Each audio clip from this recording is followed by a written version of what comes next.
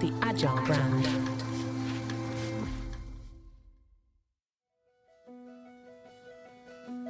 Welcome to Season 6 of the Agile brand, where we discuss marketing technology and customer experience trends, insights, and ideas with enterprise and technology platform leaders. We focus on the people, processes, data, and platforms that make brands successful, scalable, customer-focused, and sustainable. This is what makes an Agile brand. I'm your host, Greg Kihlstrom, advising Fortune 1000 brands on MarTech, marketing operations, and CX, best-selling author and speaker. The Agile Brand Podcast is brought to you by TechSystems, an industry leader in full-stack technology services, talent services, and real-world application. For more information, go to teksystems.com. Now let's get on to the show. Today we're going to talk about the power of collaboration, innovation, and sustainability in building brands that make a huge impact on consumers while leaving a smaller impression on the earth itself. To help me discuss this topic, I'd like to welcome Eric Liedtke, Executive Vice President of Brand Strategy at Under Armour, formerly of Adidas and Unless Collective. Eric, welcome to the show. Great to be here, Greg. Thanks for having me. Yeah, looking forward to talking with you about this. We're going to go on a little journey here, trace your career a bit from your start at Adidas to the sustainable fashion brand Unless Collective that you started and recently sold to Under Armour, where you're currently EVP of brand strategy. So I'd love to start with your experience at Adidas. And, while you were there, you helped to achieve some massive growth, adding over $8 billion in revenue in 6 years, from everything from the Adidas e-com platform to being a co-creator of Yeezy and several other brands and businesses as well while you're there. So, in 26 years at Adidas, I'm sure you've got a lot of stories, but if you had to think about, the most relevant lesson that you learned early on in your time there, what would it have been? The most relevant lesson, I would say let's look at it through a different angle. Maybe the advice I ever got was from my CEO when he put me when he put me as brand president under the board. He said, "Eric, don't ask for permission, ask for my advice."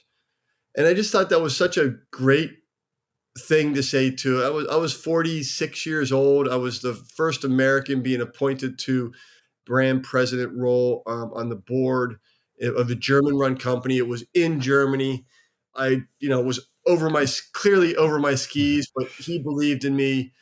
He wanted to show his belief in me, and so he was giving me that subtle vote of confidence that you don't need to come to me for everything. And it was just a lesson of leadership, a lesson of vulnerability, I guess, and transparency by him. I just really got so many layers of confidence just from that one clear, simple sentence, right? So yeah, I just think like that's something I try to model afterwards. I try to really look to how I'm empowering teams and people around me and make sure that they feel like I'm not here to take the fight out of them. I'm here to encourage them in their fight, but it was with advice from time to time. Yeah, I mean, I love that, and I love the lesson that you learned from it. Right? It's the not only the humility but the empowering people to do things. In large orgs, there's lots of silos and hierarchies and all those things that you can kind of get sucked into that if you don't watch it. So it's great. Yeah. The micromanagement of management is real, right? So there's more examples of a toxic workforce that's people are just keeping their thumbs on everybody than there is that. And so it was a great lesson and one I try to hold dear to me each and every day. Yeah, that's great. So later in your tenure there, you had some amazing success with the brands and initiatives I mentioned at the top of the show. I'm particularly curious about the e-com platform success. Can you talk a little bit about what that effort took, reaching 4 billion in 2020, and what was your biggest learning from that experience? Well, this is the age of e-com before Shopify, right? So It was, everyone was making their own services and their own solutions. I think the biggest thing on the e-com side was really, and again, I apologize to all the youthful people in your audience. It's like we had to decide like what was e-com going to be. Like at the time, when we were doing this, it was really before social accelerated, right? It was really before all these other areas where you could express your brand. So e-com was the end all and be all of not just the brand experience, but also the shopping experience. I mean, today, when you say e-com, I think we all agree it's a shopping. You go into a store, and what does that store look like? Right. But back then, when we were trying to do it, it was really the expression of the brand digitally. It was the home base. So it had so much depth and layers to it that had to be built out. And so there was always this constant struggle in the organization between the sales organization wanting to drive transactions and optimizing the site for shoppability, and the brand side of the organization wanted to optimize for a brand experience as you entered in. So just little things like home pages and what the PDP would feature and utilize, and all those different pieces were, it was almost an arm wrestling match in every little detail. So the biggest thing that we achieved, believe it or not, was who's going to own e-com? Is it going to be sales or is it going to be brand? And at that point, we decided to go on the brand side. The CEO that I previously mentioned, Herbert Heiner, who gave me that great advice, chose to say the brand will drive it, but you'll do it in close coordination with the sales organization. Yeah. But once you had the clarity of what's going to be the first read, then you can start to build from there. But I think the biggest thing was what is the digital expression of the brand going to be, and how does product fit into that? Because obviously product is the best expression of the brand. So I think it still resulted in a net positive with the sales growth that we had. I think that sales growth was also because of the exclusivity strategy that we put in place around, the easy ranges and some of the more desirable product to drive traffic and growth there. So, but I would say it was just really coming up with those kind of high level decisions that then would ladder down into being the excellence on the ground. Yeah, and I mean, to your point, I mean, e-commerce wasn't, brand new in 2020, of course, but like it sounds like there were a lot of like paradigms that had to be created through that process, right? That didn't, you were in a sense inventing some things as you went. Yeah. How many iterations, like how did you approach like improving it over time? Because obviously, I'm sure it went through a few iterations, right? Well, yeah, I mean, again, this is not 2020. This is 2014 when Mm, we were got it. having this arm wrestling, right? So this is a good 10 years ago, and I know Yeah. that we all assume that Instagram's been here forever. It wasn't. Right. so Right. it just you didn't have a brand expression outside of your website really. So we got into wearable sports. We got into a lot of different iterations that were, how do we track data? How do we track athletes when they're performing on a team sports or individual level from a heart rate to a GPS standpoint? All of that was being housed here because this is really before the app deck started to take off. And again, I want to recognize right now that the sporting goods industry, with the exception of few, is really a laggard in this space, right? So now people will correct me with their, with their history of, app decks and what was available from Apple at the time. But really, when you're talking about 2014, 2015, even 2012, when we were developing these wearable solutions, before the Apples and the Samsungs and the Googles came along with their, wearables, really Nike and Adidas and even Under Armour were doing that back in the day. And Yeah. where do you house that? Well, it was going onto the site until it went to an app. And then, so it was a lot of different iterations where it was trial and error. And I will say, even from a provider standpoint, a global provider trying to have somebody that can run your e-com shop so it's consistent, super difficult to have that across the board. Yeah. And we ended up going with Salesforce early on and partnered up with them from the early days, which was, I think a rich experience. But I guess the iteration I would point out to you and your audience is we quickly and over time found that the brand messaging was not the best place to be housed on your site, and that we moved more and more towards product being the hero, and that I think ended up resulting in exclusive distribution on site, and that ended up driving our revenue line so much more successfully than really just having too much layers for the consumer to come through. And that was all proven out by A/B testing and seeing, like, if you show this or you show that, how much traffic are we getting? How sticky is it? How does it move down the funnel? Yeah. Yeah. So now I want to move to talk about Unless Collective, which was really created as an antidote to fast fashion, plus the increasing plastic usage just in general, and minimizing that, and and how it's built on this idea of using sustainable materials and ethical practices. So can you give us a little background on, Unless and what your goal was there? Yeah. So taking a little story, as we were doing the turnaround at Adidas, we started to really speak to all aspects of our consumer. So our consumer, like as a sports company, of course, you're going to make product that helps them jump higher, kick stronger, run faster. But you also have to recognize the culture of sport doesn't stop when you leave the pitch. So you start to look at the lifestyle and you start to bring in musicians and artists and entertainers and collaborations. And then if you go to the next click, it's like, oh, but they're all looking at their phones all the time and they're kind of doom scrolling 24/7. Right. What our consumers were telling us is they want to make a difference, they just don't know how.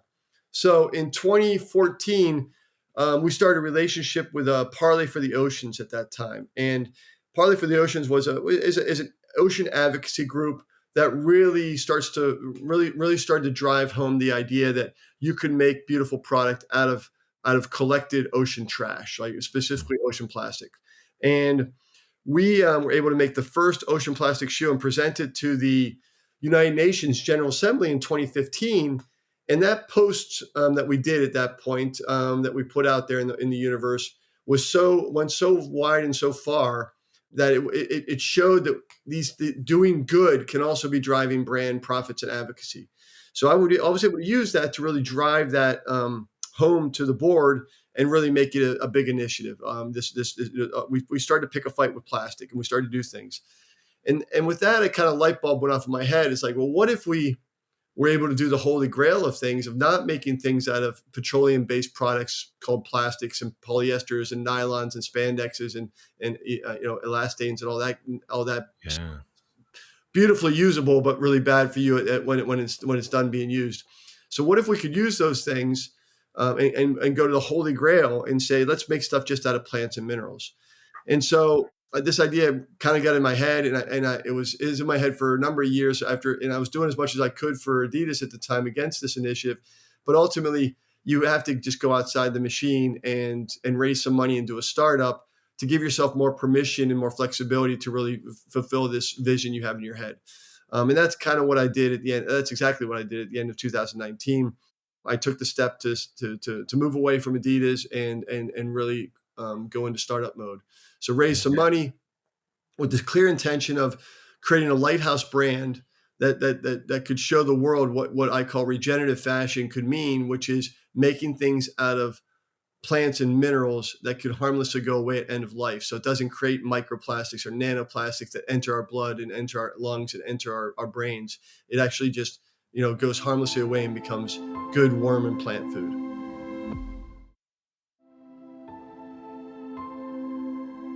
You touched on this a little bit, but I want to get a little more perspective here on, what do you think was important about stepping outside of a large brand to get Unless Collective off the ground?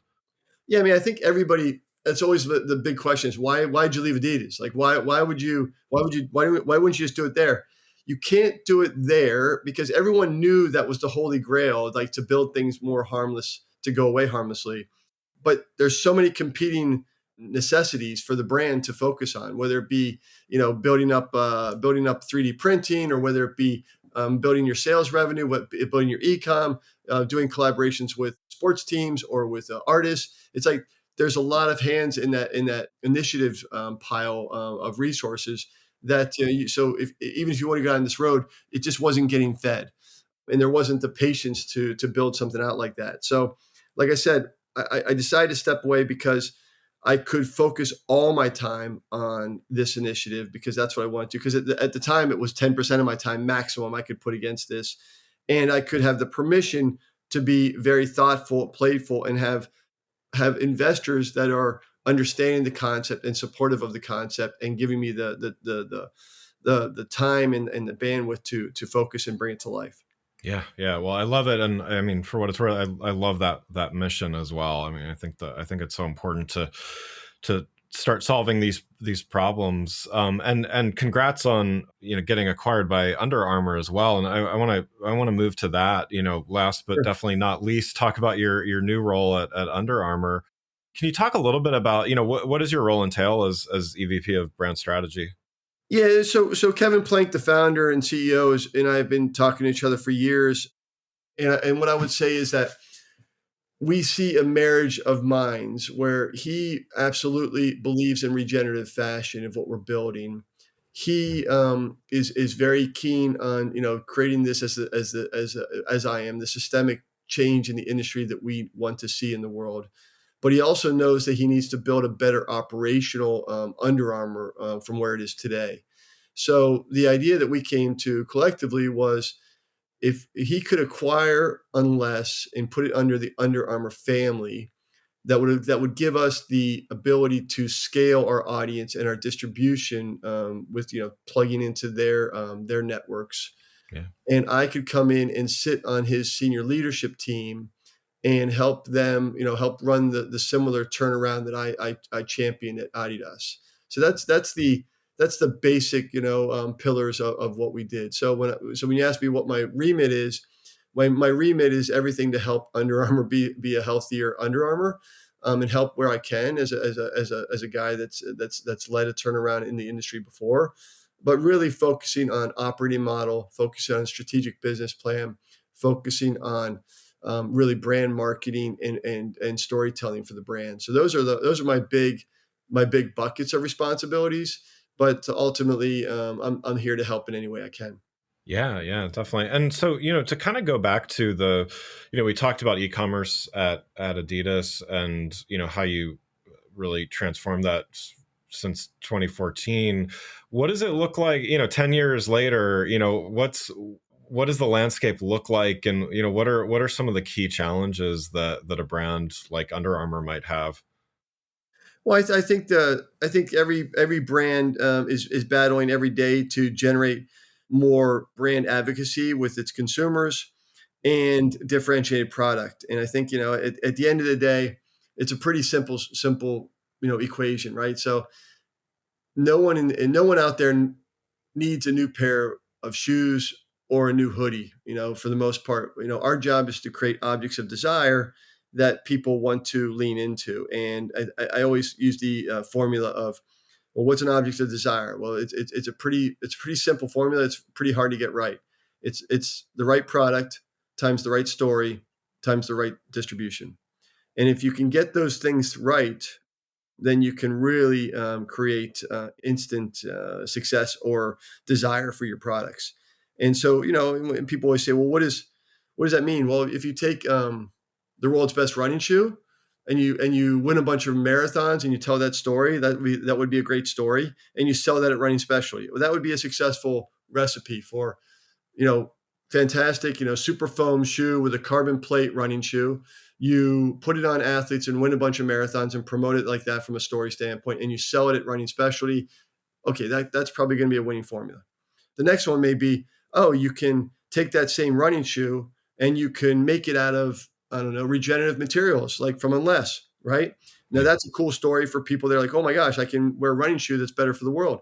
Great story. Where do I sell that? Oh, I can sell that at my e-com store. I can sell that at my, at general distribution. I can pick and choose where I want to sell that.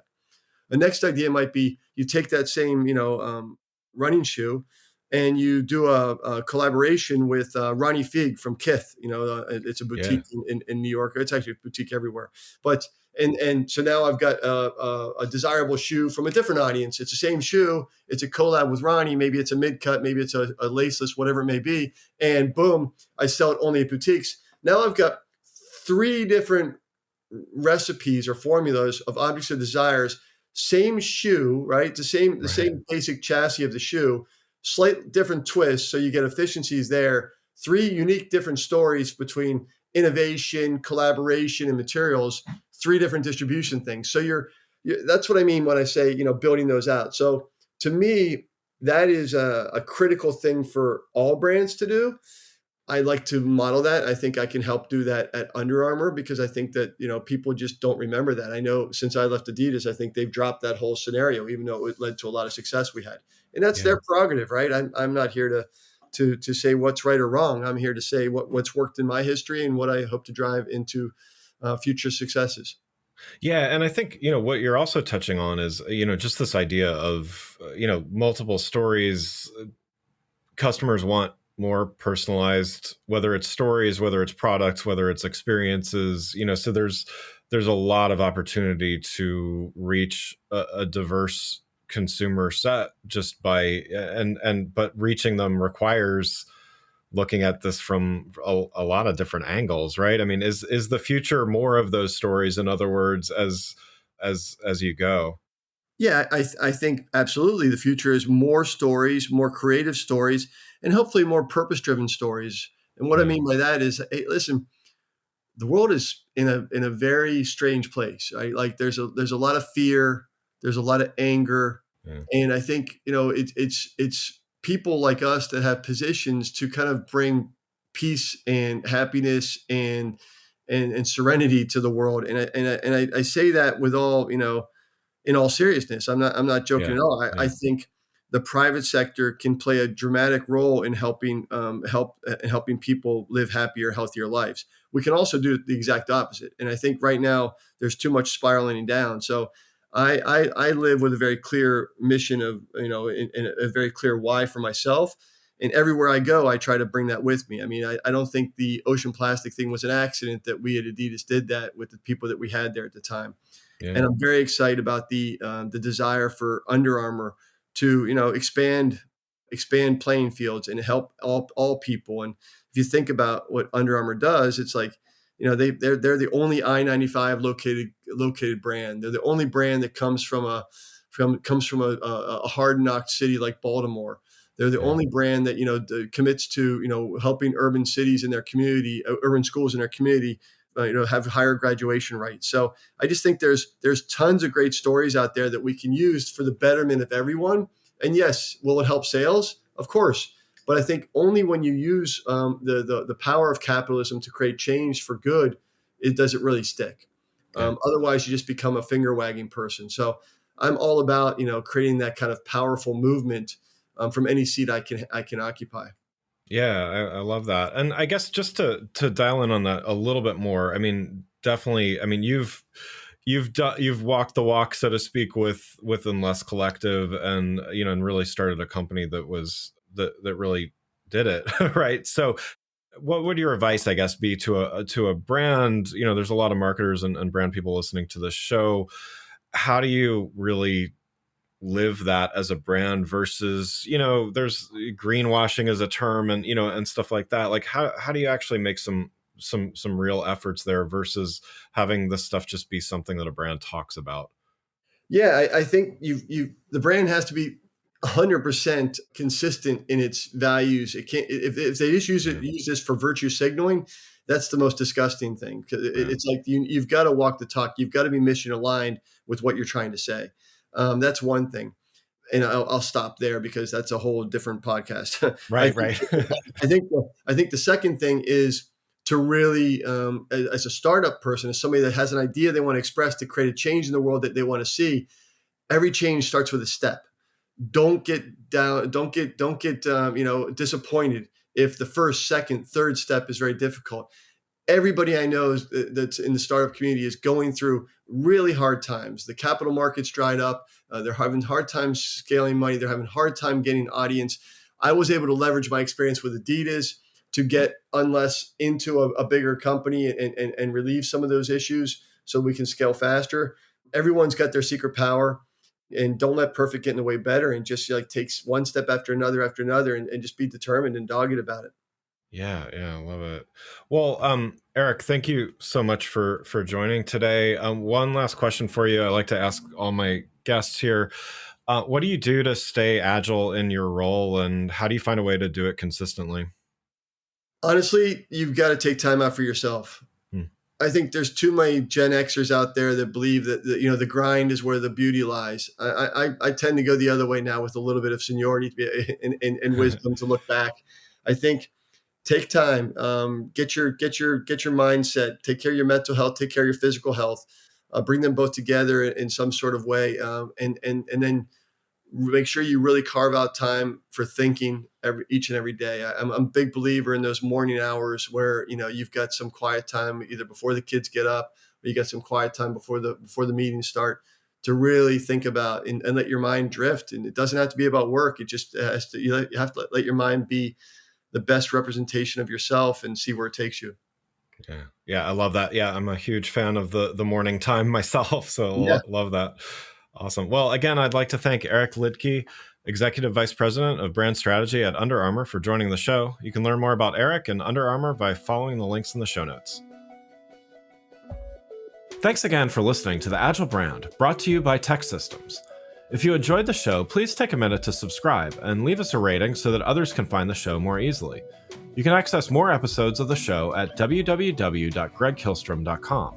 That's GregKihlstrom.com.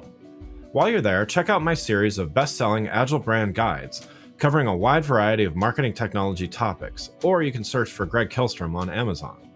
The Agile Brand is produced by Missing Link, a Latina-owned, strategy-driven, creatively fueled production co-op. From ideation to creation, they craft human connections through intelligent, engaging, and informative content. Until next time, stay agile. The Agile Brand.